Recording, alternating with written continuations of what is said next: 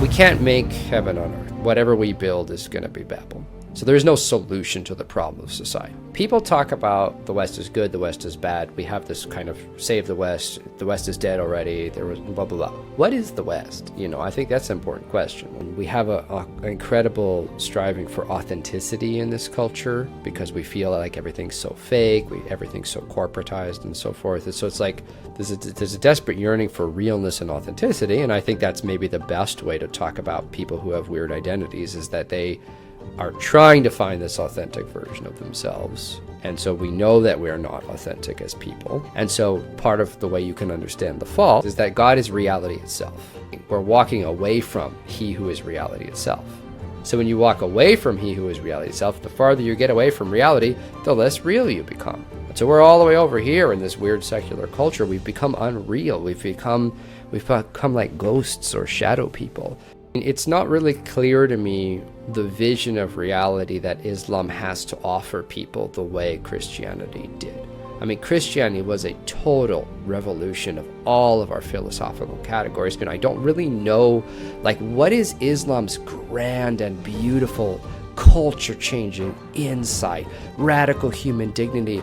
Oh, how about the idea that God is love itself, of the Incarnation, I don't really know what Islam has that's even in the same category as that. It doesn't even really have much to say on the level of Buddhism or Shintoism, or what is its culture-changing idea?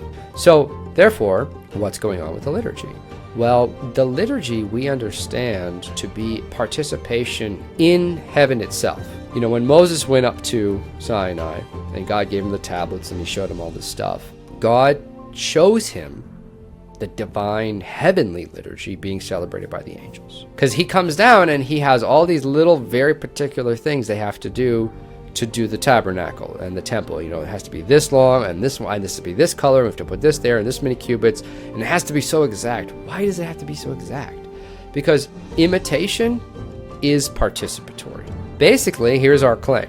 We still participate in the Liturgy of Moses, and we're the only ones who are doing the Liturgy of Moses. We still have all of these elements in our liturgy. The iconostasis is the Holy of Holies. On the altar, the Jews put what? The tablets of the law, we put the gospel books. They put the jar of manna, we put the jar of bread for the Eucharist. They put the budded staff of Aaron, we put the budded cross. And therefore, we are really participating in the cosmic liturgy with the angels.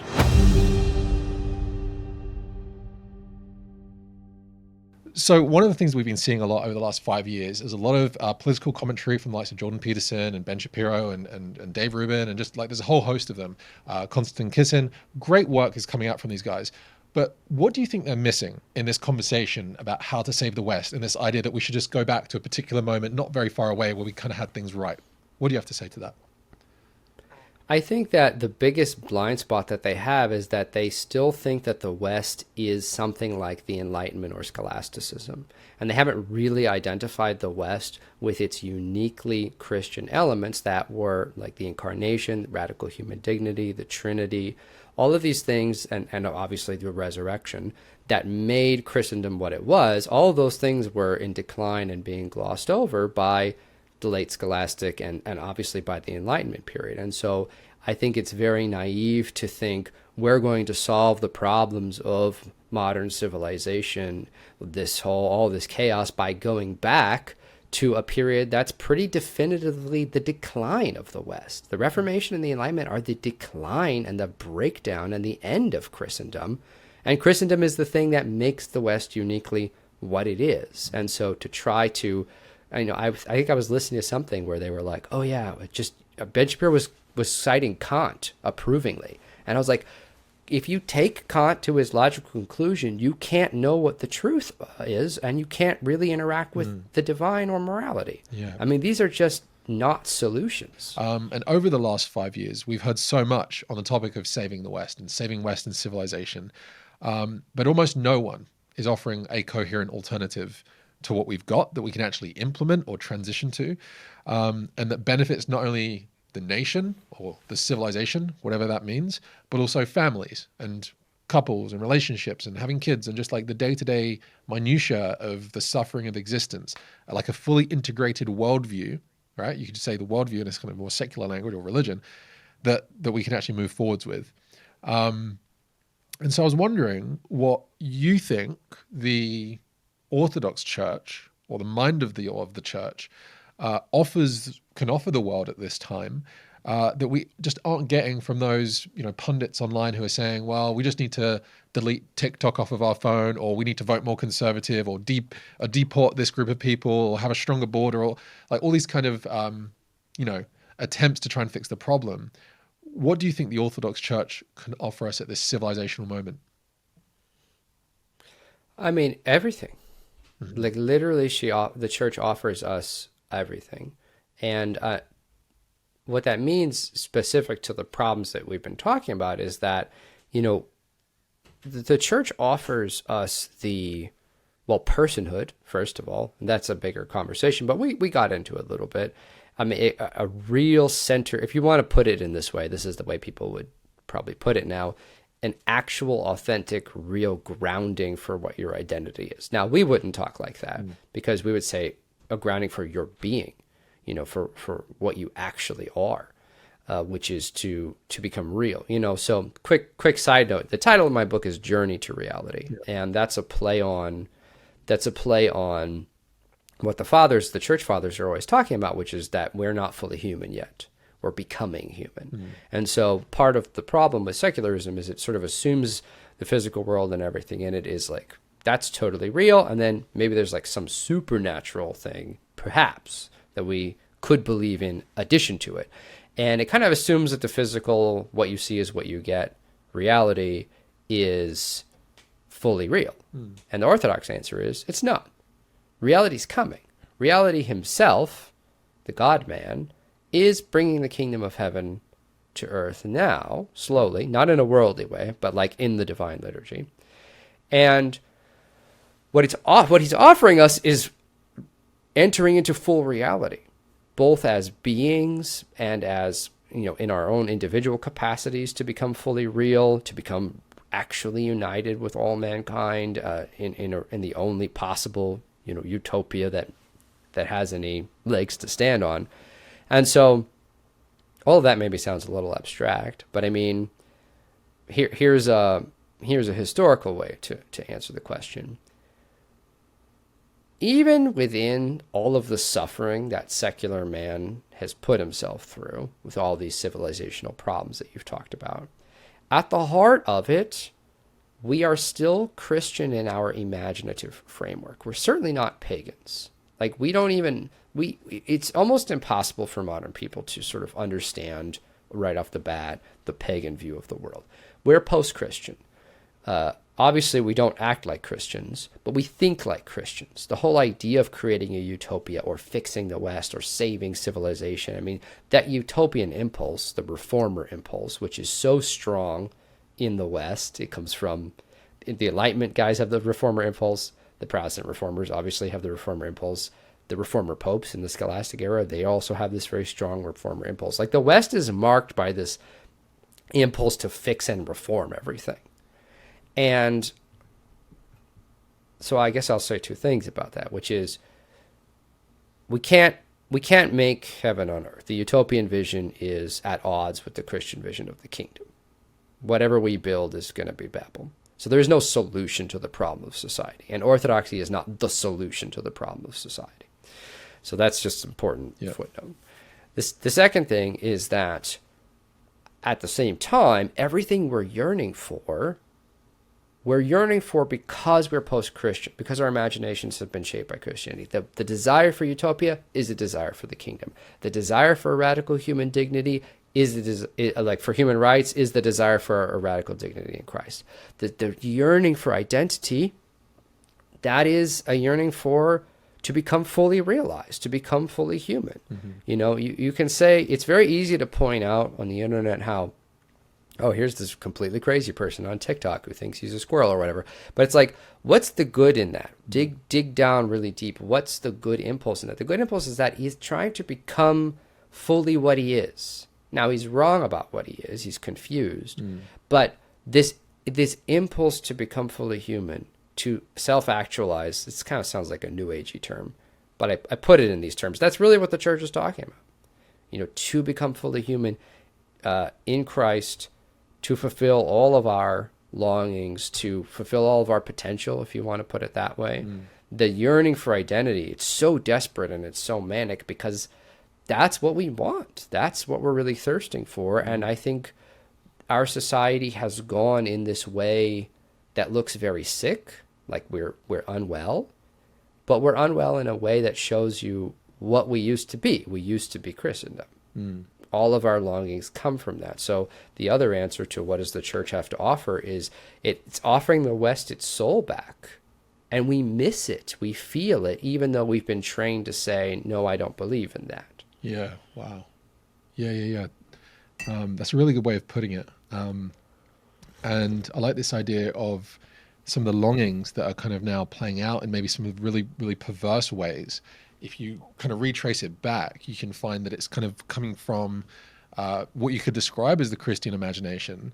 But if you're, I think, talking more within the mind of the church, it's like, well, that's who you really are anyway, right? And so it's that comes first, not that, just through some process of kind of cultural evolution from a materialist lens, we kind of remember that and we're looking for it. It's like, no, like that's reality, aka your book. And I think I've heard Jonathan Pageau and others talk about how some of the things relating to some of the strange transgender stuff is this kind of desire to be the one and the many at the same time. This idea of like the Trinity, like you want to be like it's three things, but it's also one thing. And you kind of have some of this play out within the gender ideology stuff. And you also have, you could say from the kind of Eden perspective of a female coming out from a man, the side of Adam, you get Eve. It's like, again, we're trying to, like, in a weird way, trying to integrate this kind of men becoming women thing, which is happening a lot. And you also have within the sort of world of diet, like what we eat is going to save us, like whether that be vegetarian or vegan or whatever it could be. It's also kind of in some strange echoing sense, not to dismiss all of that kind of stuff, but it's kind of hinting at a kind of Eucharistic meal as a form of salvation or something. I don't know. I just think about this stuff sometimes. And I agree with you that some of this is coming out from our yearning, and we're missing this. We're missing our soul back. So, it's an interesting time to be alive. Now, we briefly touched on Islam, very briefly touched on Islam earlier. And to be honest, I don't really have a question per se, but one of the things that is happening across Europe, due to a lot of reasons, is the rise of Islam. And we're seeing a lot of churches be converted into mosques. We have simultaneously maybe until over the last year or two, over the course of the last century, a dropping church attendance. At the same time, we've seen people who actually do take faith seriously, Muslims coming into the country and making certain demands, putting up, mosques and the calls to prayer being, blasted onto city streets. And that's happening. And along with that, not that all Muslims do this, but along with that comes a certain radical Islamism, which has resulted in a lot of terrorism.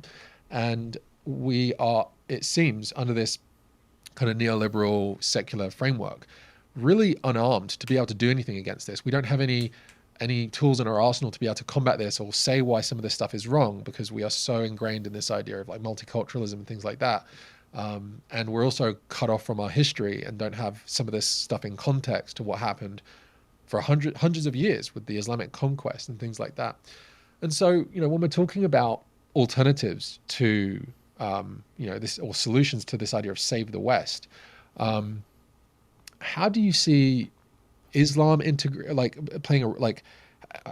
why isn't Islam, for example, a solution to the West? Like, there are many that are trying to make Europe more Islamic.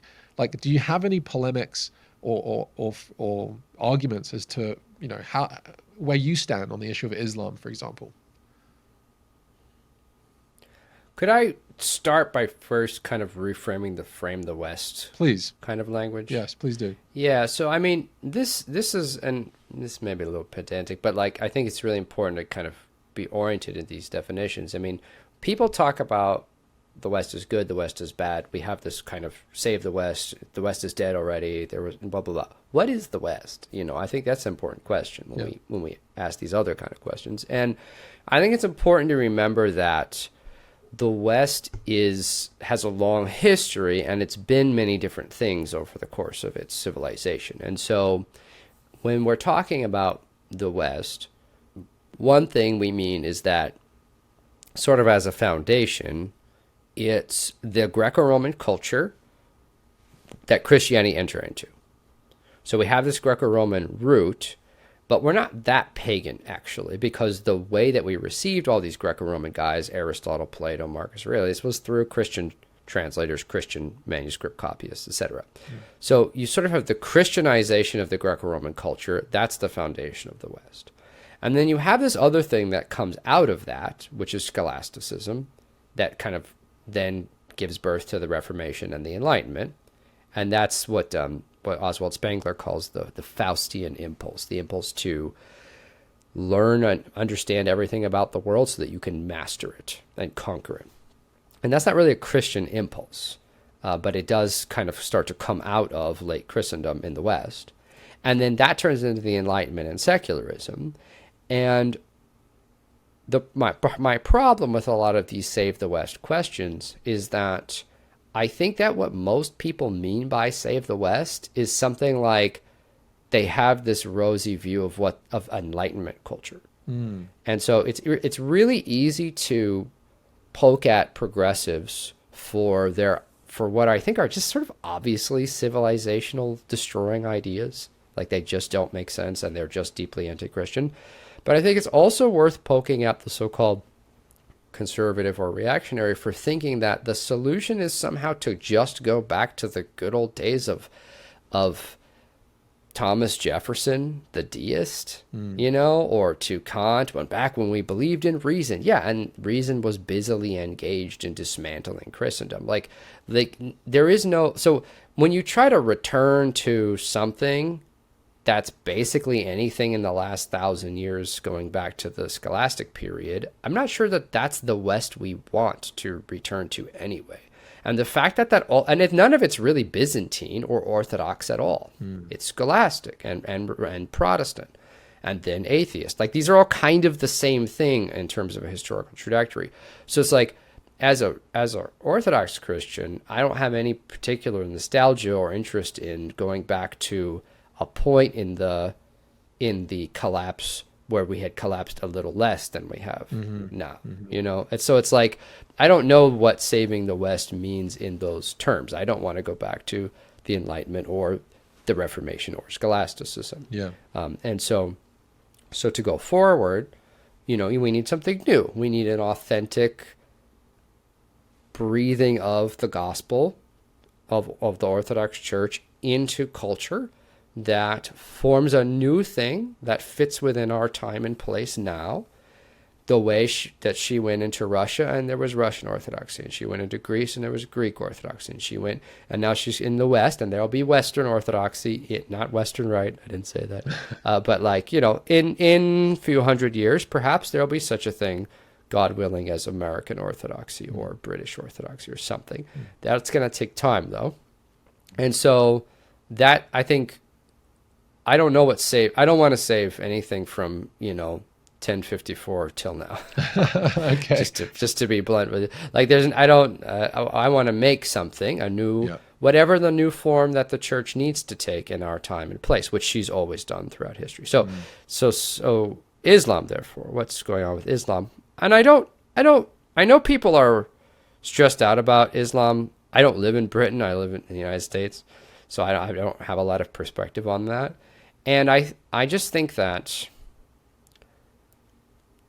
I don't know what role Islam is going to play, but I just don't really see it as big of a problem maybe as some people do, because I don't think... I mean, I'll just be blunt, I guess. I mean, it's not really clear to me the vision of reality that Islam has to offer people the way Christianity did. I mean, Christianity was a total revolution of all of our philosophical categories. I can't really name anything that Islam per se.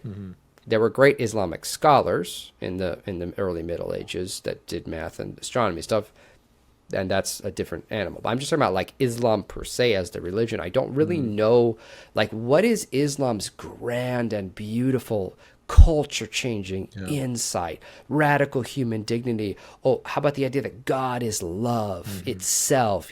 Like the incarnation. Like I don't really know what Islam has that's even in the same category as that. And obviously I'm a Christian, so like Christianity is the S tier, as it were, of culture changing Yeah. revolutions, but like it doesn't even really have much to say on the level of Buddhism or Shintoism, or like what is its culture changing idea? Yeah. And the simpler way to ask this question is how does Islam evangelize the West? Like what are the Muslim shows that we're watching, and the Muslim music and the Muslim art? Like these things aren't being produced. No. And they have no hold on the Western imagination. Well, Islam traditionally and historically has spread by the sword and less so by sort of evangelism. So Christianity obviously spread a lot through word of mouth and that, and they were under the oppression because they didn't have state power for hundreds of years. Whereas Islam radically spread due to forced conversions. If you didn't have the money to pay the tax, you either had to convert to Islam or get beheaded. And you're right. I grew up in Iran for a number of years, and it's and I can't name, and this is someone with Muslim family members, a lot of them. I can't see a culture that has benefited from Islam. I see when Islam shows up in a country, it destroys the culture.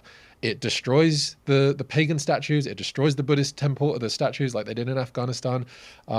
It destroys the old artifacts, the architecture, even the way the people dress, the language. It Arabizes it, is Islamizes it. Whereas, as we've kind of discussed in our conversation, is like, well, actually, the Christian faith, the Christian worldview has been really good at preserving the old world, at preserving, the pagan temples, the pagan statues, the pagan everything, the pagan literature, everything. And we have museums in Christian countries where we go and have a look at it, and I don't, you don't have that in the Islamic world. It conquers and it, that's why when you go to places that used to be, I'm comparing secular here as if it's a good thing, but I'm not saying secular has its problems. But if you look at Iran prior to the Islamic Revolution, where it was secular, and you could argue that it was secularism that weakened it to the spread of Islam. But you had a rich culture go from one that went back in time several hundred years to the Dark Ages or something. So, there's that. But also within Islam, I don't see the way it actually integrates the universe in the same way, like from the origin story of Eden, where you have within Christianity, okay, it's the fruit taken from the tree without permission from God, atoned for and brought back into kind of union by Christ dying on the tree and willingly giving us the fruit of his flesh and blood as a way of salvation. And you have the kind of mirroring of Eve, who rebelled against God, and we then therefore have the fall. And then you have the Theotokos, you have Mary redeeming that by obeying and being in union with God. Let it be so. And then birthing the Messiah. And you have this whole thing that's, you have everything in the Old Testament leading up to this kind of unfinished story that's kind of brought into completion with Christ. But then with Islam, you just don't have that. You don't have the Eucharist, you don't have Holy Communion, you don't have any of that stuff. You even have them say, such crazy things, historically inaccurate things, that Christ actually didn't die on the cross. That someone else kind of went on the cross in his place and all this kind of stuff. And it comparatively, when you're talking particularly about, the Orthodox Christianity, it doesn't compare. But the only thing is that Islam is boldly asserting itself within Europe, maybe not America at this point, but very proudly so in Europe. And I think, it may be time to start, and it is happening, but I'm just wondering what you think, whether the place of Orthodoxy is in evangelizing or spreading this message. Because I know the Orthodox Church doesn't evangelize in quite the same way as the Protestants. But I guess the question here at the end of this is that, what do you think, parishes or churches ought to be doing in this kind of time period right now, where things are kind of tipping, the balance is kind of going towards a certain direction, either heavily more so into secularity or even into the growth of Islam? Like what advice do you have, or what do you think should happen for the church in order to sort of counter some of this stuff? Indeed, if you even do think that should be the case. Well, I mean, We don't have to counter or defeat anyone because Christ has triumphed over all death and evil and sin. I mean, that's one of the incredible, culture-changing ideas of Christianity, is that Christ has already conquered all things. And so the most important thing you need to do, and I need to do, is we need to become holy, or we need to draw closer to Christ. There's this patristic saying, acquire the Holy Spirit and 1,000 at your right hand will be saved. And people are always saying this, and for good reason, because I think that the West has, like I said, the Enlightenment is very reformist, the reformers, the reformer popes, like the West for 1,000 years has really thought that we are going to fix everything. Yep. And you must do something to fix the world. The world has already been fixed. I know it doesn't look like it, but all these things are passing away, and that doesn't mean you just sort of knock out of society and don't interact at all. But I mean, that's the paradigm. It's like going to liturgy and fighting your daily battle of sin against your own sins toward humility. It kind of puts you in the center of the cosmic battle.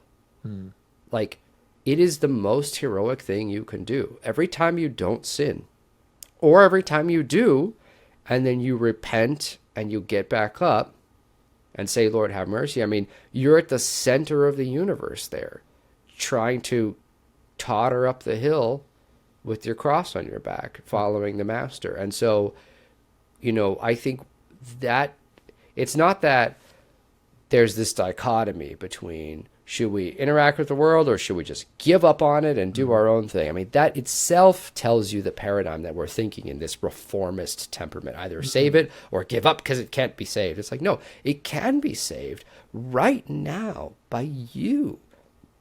There was this story that my priest just told on Sunday in the homily, where he was at this, like, a clergy conference, and this old Greek guy, maybe I shouldn't single out the Greeks, but this is the story. He raised his hand and he asked the bishop, he said, listen, Your Grace, like, we have been praying for peace for so long. Why is the world still a mess? Why hasn't God answered our prayers and given us peace? And without batting an eye, the bishop says, because you haven't changed.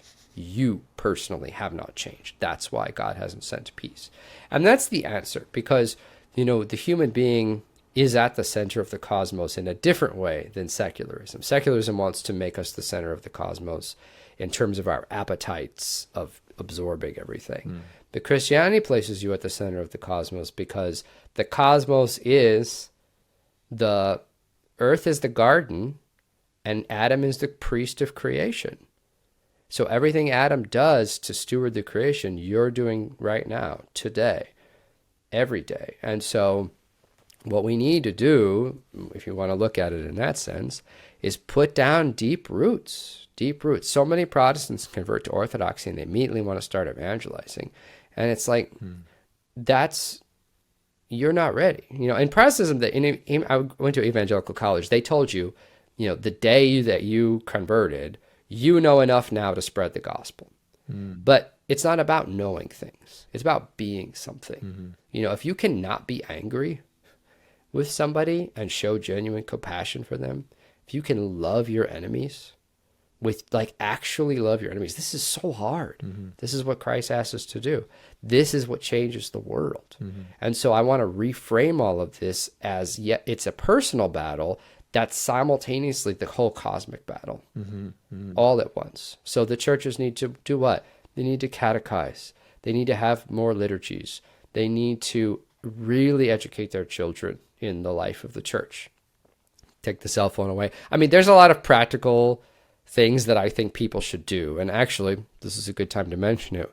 People have asked me this question so much that we are now putting together a course called Desecularization. Awesome. And I'm posting about this on my Substack soon, or we're kind of getting the first draft ready to go here. But it's everything I just said, but that doesn't mean don't do anything. I think there are a lot of practical ways that you can interact with the culture and not interact with the culture. And we're kind of putting that all together in an online course that should be coming out by the end of the year. But I hope that reframing is helpful. No, that's really, really helpful. And I want to be part of promoting that to my audience, because I think it's just so useful, this idea of even identifying the elephant in the room of secularism. And that, I was even listening to an interview with the Archbishop of Australia here in this country, and he was talking about that secularization and secularism is kind of like one of the big problems at the moment for the church, not only amongst the laity, but also for the clergy, and the kind of pressures that they're under as well. And so I'd love to promote that. And also really appreciate you reframing the question, because one of the things that I've also tried to be a little bit critical of through some previous podcasts is this idea that, the Save the West conversation has gotten a little bit tedious. And it feels like, the solution is, we just need to go on Twitter and just complain a lot more and just, talk about the dying West. And I think one of the things that I wanted to, and we have done now in this conversation, is actually just point out that, okay, well, what is the alternative here? What's this thing that you're wanting to move towards? And so it's really good to get your thoughts on that, but also just the reframing of the question, by even referencing the quote from Saint Seraphim of Sarov is just, the spirit of acquire the Holy Spirit kind of thing, or the spirit of peace, and many will be saved. And this is the kind of strange dichotomy that we're in, this strange kind of line we're trying to teeter on the edge of, because you're right. Is it just that we just sit back and do nothing and become recluses in the forest, like Saint Seraphim, or do we actually march into the temple and tip the tables like Christ? Are we Elijah? We're in the cave, or are we beheading the priests of Baal? What's the line that we're going to walk here?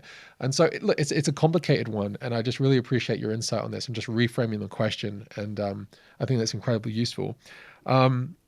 Speaking of this, we might be beating a dead horse on this now, because you kind of answered it, which is, how does the divine liturgy and the sacraments and the ascetic life act as a kind of antidote to the secular moral dissolution? And you kind of hinted at that already, but I think for a lot of people that might be watching that are either, non-denominational, not Orthodox, or not even religious, or might be atheist, what kind of things, and I'm hesitant to even say this, because it's almost like, well, rather than talking about what will happen, just step into an Orthodox divine liturgy and see what happens. But it might be useful just to kind of describe the ways in which it is the antidote. And we've already talked about this, but we can kind of be brief. But how is it an antidote to the kind of craziness that we are seeing in this clown world right now?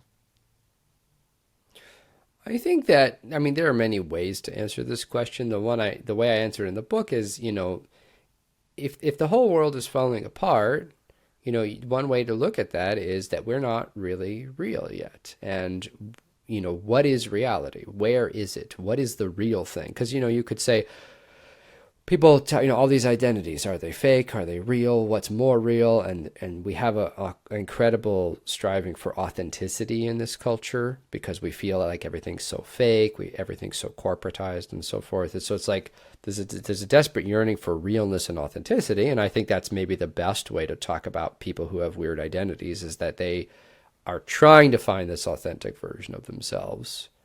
And so we know that we are not authentic as people.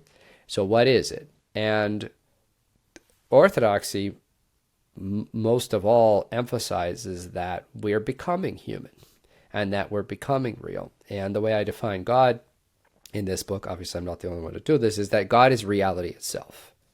He is the source. That he's not just the creator. Thomas Jefferson was a deist. He thought God wound up the universe and then walked away. He's not just the creator. He is reality itself. He's the source of life and being. And so part of the way you can understand the fall, since you like to bring up the fall, is very important, I'm glad you do, is that we're unplugging, we're walking away from he who is reality itself. So when you walk away from he who is reality itself, the farther you get away from reality, the less real you become. And so we're all the way over here in this weird secular culture. We've become unreal. We've become like ghosts or shadow people. Yeah. And C.S. Lewis calls this world the Shadowlands. Right. If Great you're a Divorce. Lewis fan. Yeah. Yeah, Great Divorce. Brilliant book that I think shows that with great imagery. If anyone hasn't read it, big recommend. So therefore, what's going on with the liturgy? Well, the liturgy we understand to be participation actually, and the Eucharist, of course, is Christ, in heaven itself. So the way I talk about this is, when Moses went up to Sinai and God gave him the tablets and he showed him all this stuff, The subtext is really that God shows him the divine heavenly liturgy being celebrated by the angels.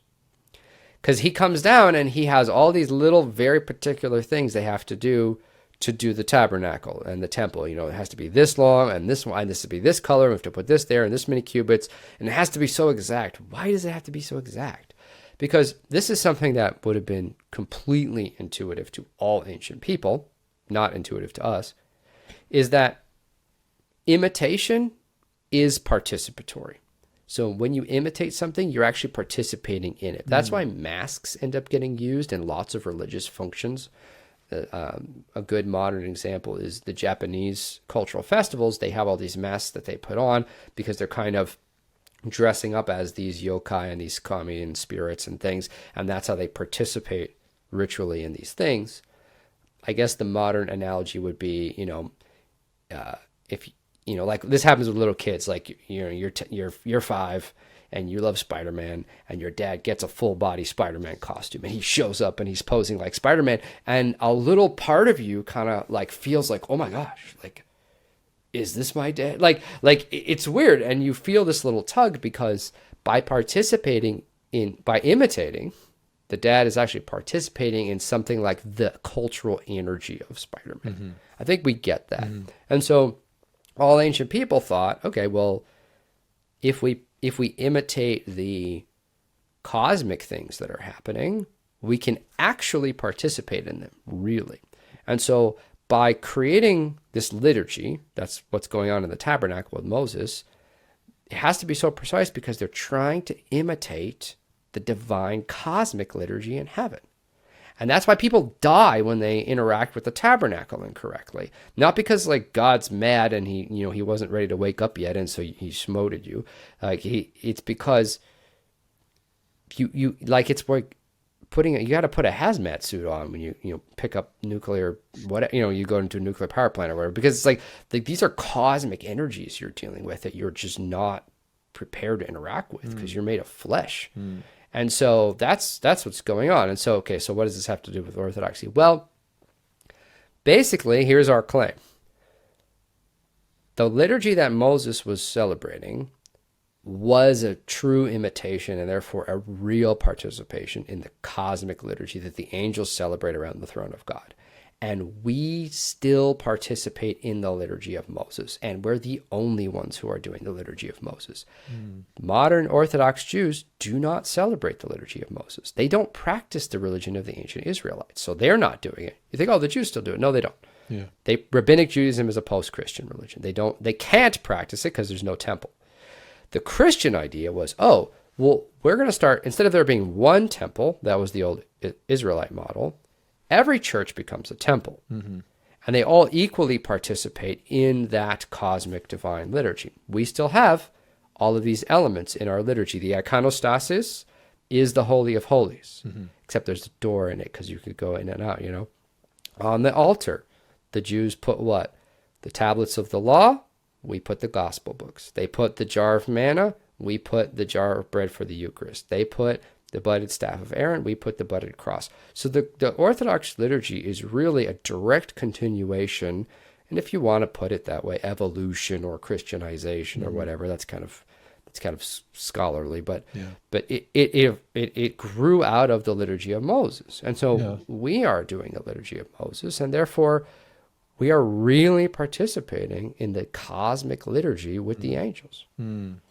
That's a really powerful image there, and it's you've also got the incense, you've got the smoke, and you've got the kind of three parts of the church. You've got the narthex, the navel, and the Holy of Holies, and you've got that three parts of the kind of the tent. And it's really interesting. It was only yesterday that I learned that, because I thought the Roman Catholics participated in the Eucharist in a very similar way. Sure, they have like a wafer instead of like the risen bread. But I thought they had the blood of Christ as well. But I just learned that apparently that's not really the case in Catholic churches, or at least not all of them, that they don't all get the blood, like they don't all get the wine. And I'm just learning about this now. And in a lot of Protestant churches now, what you have at the forefront of the church is not an altar, but like a drum kit. or a guitar or something, and that there's, instead of an altar, you have a stage. And it's just, I'm not trying to denigrate, like really great Christians that are in the Protestant, I know many really great, Christ-loving, Protestants in the Protestant faith. That's not what I'm trying to get at. But there's I guess like a resolution difference, I guess, maybe in the fullness of the church that is experienced within the Orthodox faith, that unfortunately, hasn't been the case for the Protestants, I guess, from the beginning. And so, yeah, that's also interesting. And one other thing while we're on this topic is, I heard you describe in a video that one of the things that happened with the Protestant Reformation, and the whole idea of Sola Scriptura, is that it essentially turned Christianity in some way into Islam. And I was wondering if you could explain that to an audience briefly, because I'd love to have you expand on that. Well, I was being a little polemical. I said, Christians are not people of the book. The idea that there is this book and it fell out of the sky and God wrote it and you have to read it and do what it says and that makes you a faithful follower of God. I said, if I'm describing that, unfortunately, there's a lot of Christians who'll be like, oh yeah, that's my religion. And I was like, no, that we have a name for that religion. That religion is called Islam. It's about the book. And the fact that the early Muslim writings refer to Christians and Jews as people of the book is like, it kind of shows you how they're projecting their paradigm onto Christianity. Now, Rabbinic Judaism is kind of a religion of the book, actually, the Talmud and the Torah and all that stuff, but Christianity is not. And so the thing I always point out to people is, there really was no the Bible for the first 300 years of Christianity, because it took decades so the atheist is like, it took so long for the Gospels to be written and then to be compiled, and got you, Christians, and we just accept all of that. That's true. The only person that's a checkmate for is, unfortunately, the sort of the Bible thumper fundamentalist type. It's not at all a problem for Orthodoxy, because the Bible is not the source of the religion. A man is the source of our religion. People say the Word of God, and their voice drops and they get all reverent, and they usually talk about the Bible. But in Orthodoxy, the Word of God is Christ. We have a person-centric religion. Yeah. He came first, and then the texts were written down as a sort of, the fathers, very early fathers, call them the memoirs of the apostles, if that puts it into perspective for you. We are a human-centric religion. The God-man is the center. A text is not the center. There are two religions that are text-based, and that's why I kind of resent the conflation of these three things. As anyone who says, like, the Abrahamic religions, as though these things shared some essential DNA, does not understand the history of those religions. And the very easy thing to point to is that Judaism and Islam hate the Christian claims. They hate the Incarnation. They hate the resurrection. They spend all their rhetorical power trying to dismantle those two elements and the Trinity. They hate the Trinity. I mean, the hostility is so pronounced from Islam and from Judaism. How do you put these three things together? That just calling it the Abrahamic religions doesn't mean anything. Sure. Yeah, and it's interesting that I think the first prayer that Islam says you do in the morning or something, it's I don't know, it's like Surah 9. I forget what it actually is, but it's a strictly anti-Trinitarian polemical prayer that God does not beget and He is the only one, and it's like all kind of trying to combat the Trinity and Jesus Christ is the Son of God. And until you have the context of the Christian worldview, it doesn't sound like it is until you go, oh, that's literally just trying to say that Christianity is false. Like every day, like the first prayer of all the entire Muslim world for the last 1,400 years, or whatever it is. I don't know. So yeah, it's deeply fascinating.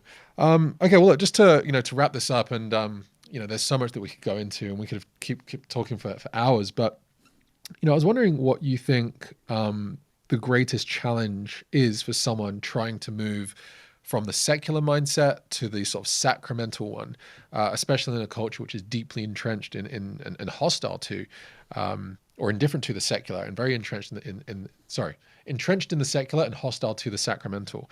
And I was wondering if you could give us an indication that, on average, how long it takes someone to move from the secular to the sacramental. You're not going to like my answer. The Metropolitan Philip of blessed memory, who was a metropolitan in the American Orthodox world for, the last, he reposed some point in the last 10 years. He said that the average incubation time for an American to acquire the mind of the church was 20 years. Wow. And, that shouldn't, I'll say two things about that. Yeah. Because I'll answer your question. That shouldn't discourage you. I think that when you are formed in a Protestant context, you want the answer now. Where do I say the sinner's prayer? What prayer do I say? What do I need to do? I'm ready to sign up. And it's like, it's not a fire insurance purchase. It's like beginning a martial art. And it shouldn't be surprising to you that it takes you 20 years to get your black belt, right? Because this is a deep and profound martial art. And then you're not done then either, because we always, further in and further up from, back to Lewis, like that's the joy, is that you're always going deeper into he who is the treasury of every good. I mean, that is profound. Now, part of that is the desecularization process.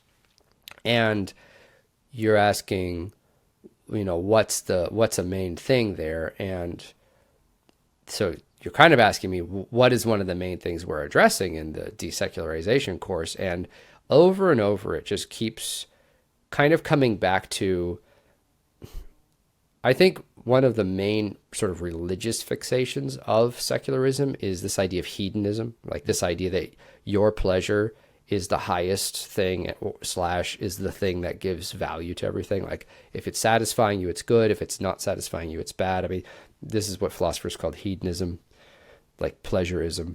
Yep. And that's really a huge part of what's going on with secularism. And you're like, okay, just don't be a hedonist. Well, here's the trick. Like everything about your lifestyle has and continues to condition you to view the world from a self-centered, what is making me happy right now perspective. So therefore, what I would say is the hardest thing that people are going to have to do to desecularize, I would guess, is break all of their addictive habits. Scrolling, pornography, junk food, like all of those things are, you could be dramatic and call them like the sacraments of secularism, but they're the religious motions of secularism in the sense that they're the things you do that constantly reinforce the self-centered, individualist, hedonist worldview. And so actually making simple lifestyle changes, I have a minimalist phone, things like that, like those are going to be probably the hardest things for people to do on the ground floor. But again, I think they're absolutely heroic motions. Maybe that sounds pathetic, but they are. Yeah. The phone use thing is a big one that I struggle with as well. Just the constant like scrolling or posting or whatever it is, because it's kind of part of what I'm doing. And I guess this kind of and I guess this kind of plays into the idea of like fasting, right? Like fasting from the world, fasting from particular food, fasting from whatever that may be, which is such a core part of Orthodoxy. So yeah, that's it truly is a heroic thing to do it in this time, it really is. So there's this really famous clip of Ricky Gervais. I think he's on a talk show, and he's talking about how religion is just so silly, and that if a meteor hit the planet now and wiped everything out, in another couple of thousand years, everything we've discovered in science today we'll rediscover again, but all the religions that we've come up with, which he claims are just like, these made up stories, they won't be there. Like they're just complete fictions, whereas science is absolute reality. Like what would you say to Ricky Gervais with that in mind? It's hard to know where to start with a comment like that, because it really doesn't show any grasp on what religion or science are at all, actually, in themselves. So, I mean, the idea that science is this somehow neutral thing, is just not true. I mean, it is very much a cultural construct. It's very much a particular product of a very particular ideology coming out of a very particular time and place in the world. It's highly ideologically motivated. I mean, here's a really good counterpoint historically. The ancient Greeks, we have manuscript evidence that they more or less discovered steam power. And there's no reason that the ancient Greeks couldn't really have developed more advanced technologies. They could have, but they didn't. Why did they not do this? Because they weren't interested in it. Because Athens, for example, was built on the back of a slave economy.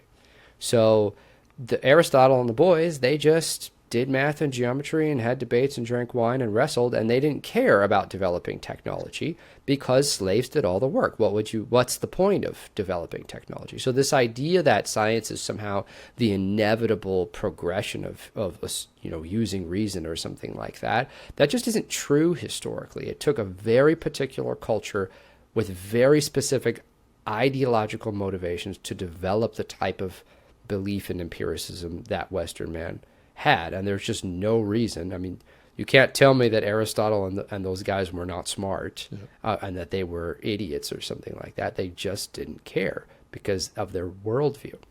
And the other thing about religion is that, so that's the science side of it. The religion side is everywhere we go in human history, everywhere we find random people group that hasn't been touched for thousands of years. They all believe in the same basic religious ideas. And what's so remarkable about actually studying Native people and their religious beliefs is how similar they all are. When you really take a big step back, religion and all these religious and folk beliefs, like at a certain level, really just make the same assumptions about reality. And that's very weird. So the idea that there is an external, absolute moral order to reality, that's a very specific belief. Why is it that every single people group comes up with that idea? Yep. You can't explain that as it's just a construct. That's way too reductive. So like another element with all of this is the assumption that science and morality somehow go together. This is something the Enlightenment guys assumed. They assumed that if we were just more rational and developed more technology and developed as a society, we would also develop morally in parallel to that. Like something about reason also compelled our moral centers and gave us an answer to the question, well, what do we do with all of this technology? And historically, that's just been proven false. I mean, just look at the world wars. At the beginning of World War I, we were on horseback with sabers. And by the end of World War I, we had built tanks for the first time in human history and mustard gas. And by the end of World War II, we were nuking each other. I mean, those technologies did not develop in isolation. They were developed as the result, or they were driven by the needs of the secular states to destroy each other. And so this is actually what led to postmodernism and the breakdown of the belief in science and truth, is that science promised utopia, and then what it actually was used for was mass murder. And so that kind of shook people's belief up in science and scientific progress and utopia to its very foundations. So following the postmodern thing, you have this widespread nihilistic belief where people just don't believe in anything because the Enlightenment said we're not going to believe in anything at all, religion, history, tradition, etc., except reason and science.